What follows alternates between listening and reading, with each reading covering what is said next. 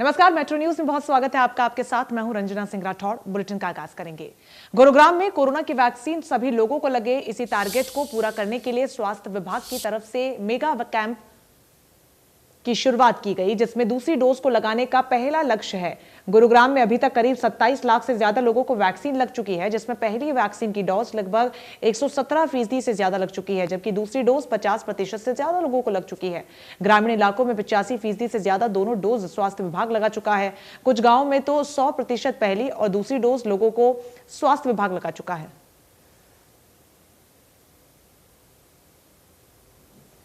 और इन 3 दिन के अंदर पूरे हरियाणा के अंदर 22 जिलों के अंदर टारगेट है विभाग का कि 15 से 20 लाख की जो वैक्सीनेशन है वो हम तीनों कैटेगरी के अंदर, जो हमारी 18 से 44 साल है, 45 से जो हमारी 60 साल है, अबव 60 ईयर्स है, ठीक है, इनको कवर करें।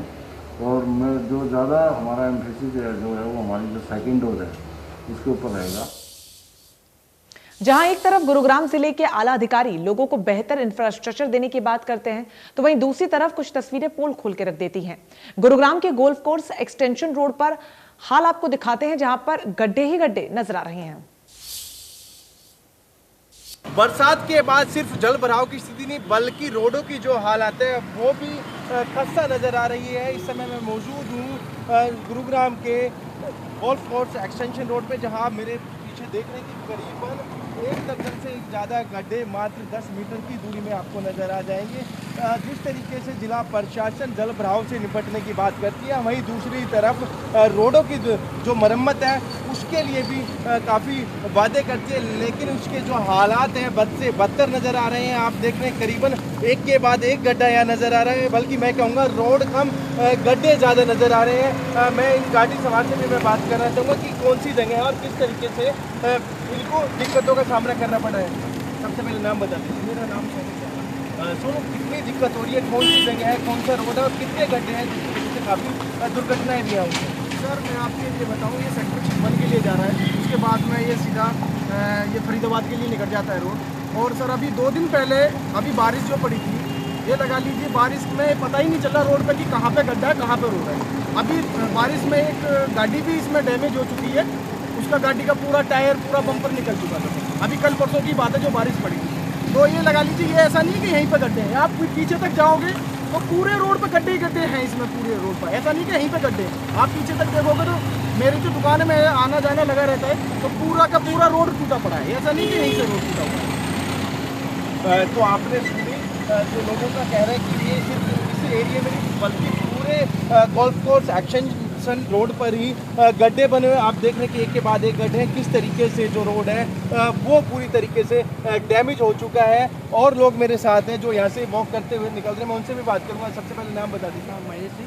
महेश, कितनी दिक्कत इन गड्ढों की वजह से हो रहे हैं? कब से गड्ढे हैं? गड्ढे काफ़ी टाइम से हैं, ये रोड का नाम है, गड्ढे ज़्यादा हैं और बारिश आने के बाद तो ये गड्ढे बिल्कुल भी नहीं दिखाई देते हैं। और उसमें ज़्यादातर अधिकतर रात को बाइक वगैरह के ज़्यादा एक्सीडेंट होते हैं, कई तो होते भी होने, पिछले साल भी एक्सपायर हो रही कई लोग। और ये ज़्यादा ये वहाँ से वहाँ तक और यहाँ तक सारे गड्ढे दिखेंगे आपको, आप खुद देख लो। कौन सा रोड है ये? वाटिका चौक रोड है, फरीदाबाद से आने वाला रोड है। पब्लिक को काफ़ी परेशानी झेलनी पड़ती है इस रोड के कारण। तो आपने सुना कि कितनी समस्या इस टूटे रोड की वजह से होती है। जाम यहाँ लग जाता है, लोगों को एक्सीडेंट यहाँ हो जाते हैं। तो एक सवाल निशान कहीं ना कहीं जो इंजीनियरिंग विंग है उन पे भी खड़ा होता है कि किस तरीके के रोड उन्होंने डिज़ाइन किए कि पहली बरसात में जो रोडों के हालात है वो काफ़ी खस्ता नज़र आ रहे हैं। Sanjay Rathore, India News, Gurugram. मानेसर औद्योगिक क्षेत्र एशिया के मानचित्र पर अपनी अलग ही पहचान बनाता है, लेकिन औद्योगिक क्षेत्र के सेक्टर 8 रोड पर कूड़े के ढेर लगे हुए हैं, जहां पर काफी गंदगी फैली हुई है।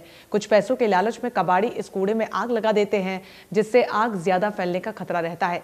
कूड़े में आग लगने के कारण इससे उठने वाला धुआं आसपास के गाँव में रहने वाले लोगों को काफी तकलीफ देता है, लेकिन ध्यान देने वाला कोई नहीं है। IMT मानेसर सबसे ज़्यादा टैक्स देने वाला औद्योगिक क्षेत्र है, और जब यहीं पर ही इतने कूड़े का ढेर लगा हुआ है तो आम जनता का काम कैसे होगा। तो निगम को इसके बारे में देखना चाहिए और जितनी जल्दी हो सके इस कूड़े को यहाँ से हटाना चाहिए, जब ही इस औद्योगिक क्षेत्र का विकास हो पाएगा।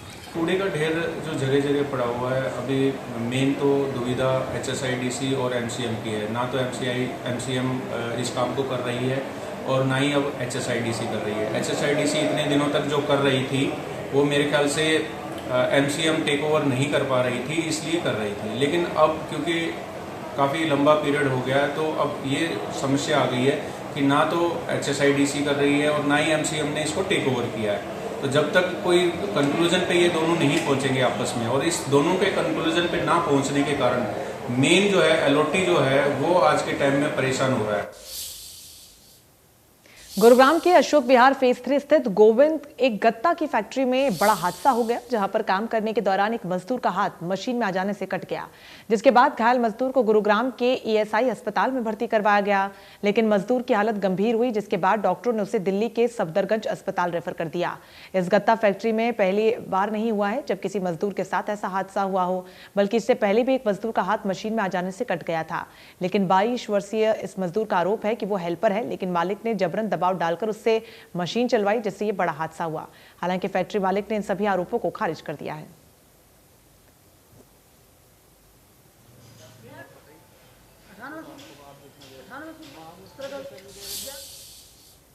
गुरुग्राम शीतला माता मंदिर के सामने युवक की हत्या के मामले में 2 और आरोपियों की गिरफ्तारी हुई है। पकड़े गए आरोपियों के पास से पुलिस ने वारदात में इस्तेमाल किए गए हथियार, एक खाली खोल, एक एक्टिवा स्कूटी और वारदात के समय पहने हुए कपड़े भी बरामद कर लिए हैं।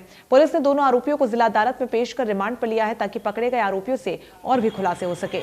बता दें कि वारदात में शामिल 5-5 हजार के 2 इनामी बदमाशों को पुलिस पहले ही गिरफ्तार कर चुकी है।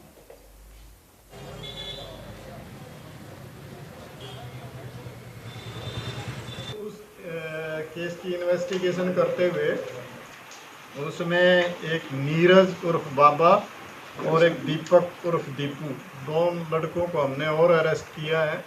इनका रोल ये है कि एक ने इनमें से हथियार उपलब्ध करवाए थे और एक दूसरा जो है ये इनके साथ मिलके साजिश रची थी इस मर्डर की भी, और इसके अलावा भी 4 मर्डर और करने की साजिश इन्होंने रची थी। गुरुग्राम पुलिस ने बंदूक के बल पर लूट और डकैती करने वाले 4 बदमाशों को गिरफ्तार किया। लुटेरों ने गाड़ी को लूटने की कोशिश की। गाड़ी में बैठे पुलिसकर्मियों ने चारों को धर दबोचा। फरूखनगर के आलमदी गांव वाले रोड पर नहर के पास एक व्यक्ति ने गाड़ी को रोकने के लिए बैटरी से इशारा किया, और जैसे ही पुलिस टीम ने गाड़ी को रोका तो हथियारों से लैस 4 लोगों ने सरकारी गाड़ी को घेर लिया। इसी दौरान पुलिस ने चारों बदमाशों को धर दबोचा।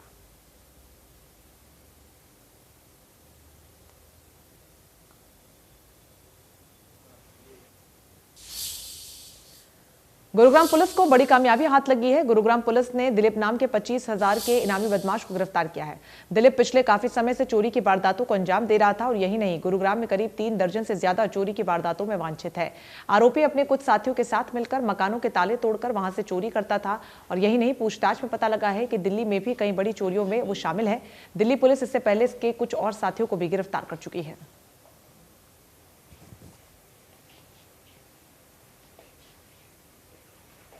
ये एक इंटरस्टेट चोर गिरोह का मेंबर है, हरिकिशन उत्तर राज किशोर, निवासी संगम विहार, थाना तिगड़ी, दिल्ली। ये लगभग 3 दर्जन चोरी की वारदातों में अब तक शामिल रह चुका है, और हमारे यहाँ से इस पे 25,000 रुपये का इनाम था। ये इस पे 16 केसेस दिल्ली पुलिस के हैं। गुरुग्राम में लोगों का घर का सपना अफोर्डेबल हाउसिंग पूरा कर सकती है। अफोर्डेबल हाउसिंग में कम बजट में बेहतर विकल्प मिलता है, जो कि मध्यम वर्गीय परिवार के लिए बेहतर विकल्प माना जा रहा है। अफोर्डेबल फ्लैट लेते वक्त कई बातों का ध्यान रखना बेहद जरूरी है। कौन सी वो बातें हैं, वो आपको दिखाते हैं।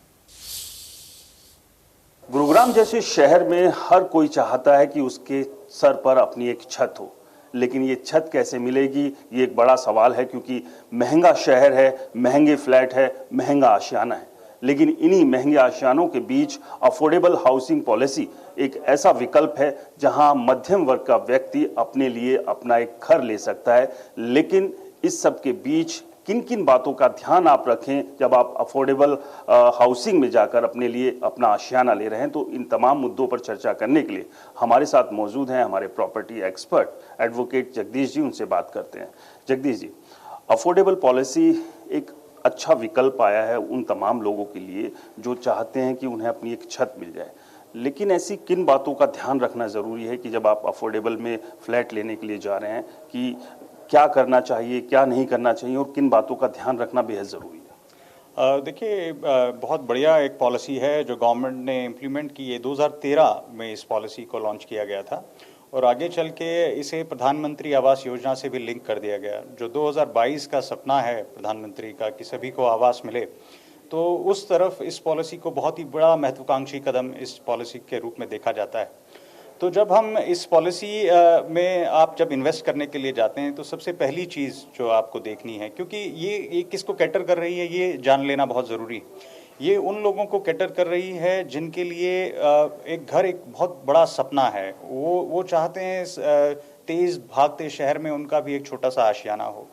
वो उसका सेगमेंट बड़ा छोटा है। वो नॉर्मली वो लोग हैं जो अनऑर्गेनाइज सेक्टर में इन्वेस्ट करने वाले लोग थे, जिनको सरकार ने एक बहुत बड़ा मौका दिया कि 4,000 रुपये पर स्क्वायर फीट में आप अपना एक घर ले सकते हैं गुड़गांव जैसे, फरीदाबाद और पंचकुला जैसे शहरों में।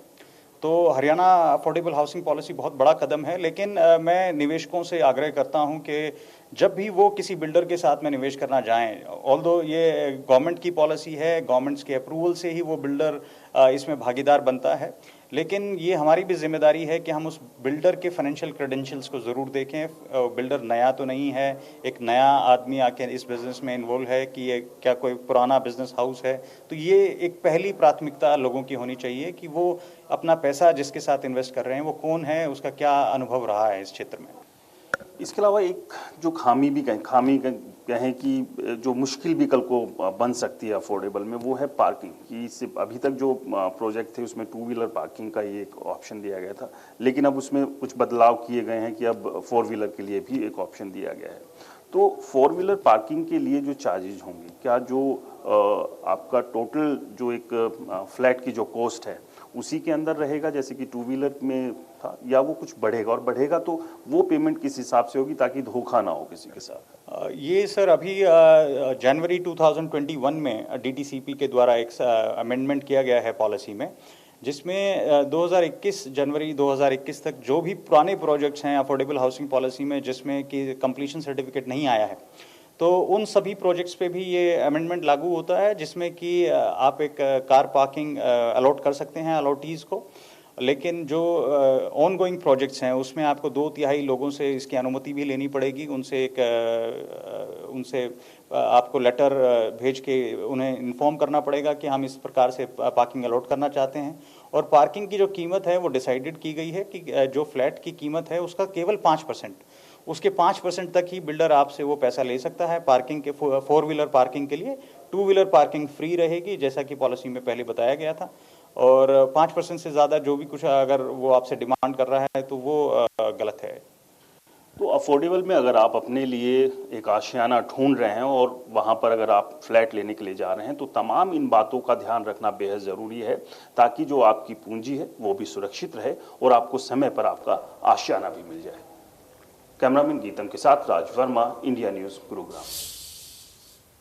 यहाँ रुकेंगे एक छोटे से ब्रेक के लिए।